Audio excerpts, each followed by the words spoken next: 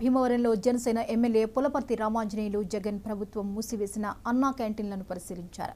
2014లో CM Chandrababu పేదలకు ఆకలి తీర్చేందుకు కేవలం ₹5కే అన్నా క్యాంటీన్లలో భోజన సౌకర్యాన్ని ఏర్పాటు చేయగా 2019లో వచ్చిన వైసీపీ ప్రభుత్వం అన్నా క్యాంటీన్లను సచివాలయాలుగా మార్చిందని ఎమ్మెల్యే రామాంజనేయులు పేర్కొన్నారు.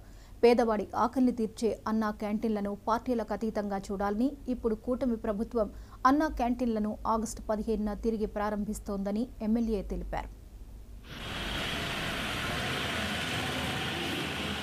అన్నా క్యాంటీన్లు అన్నీ కూడా ఓపెన్ చేసి ₹5కే భోజనం పెట్టడం జరుగుతుంది. అన్నా క్యాంటీన్లు కట్టిన గతంలో పెట్టిన ఈ క్యాంటీన్లు అన్నీ కూడా పాడు చేశారు. మళ్ళీ మున్సిపాలిటీ వారి ఆధ్వర్యంలో 25 లక్షలు ఖర్చు పెట్టి మళ్ళీ వాటిని రీమోల్డ్ చేయటం జరిగింది. ఇప్పుడు చక్కగా తయారైన అన్నా క్యాంటీన్లు ఎన్టీఆర్ బొమ్మతోటి, చంద్రబాబు నాయుడు గారి బొమ్మతోటి అన్నా క్యాంటీన్లు ఏర్పాటు చేయడం జరుగుతుంది.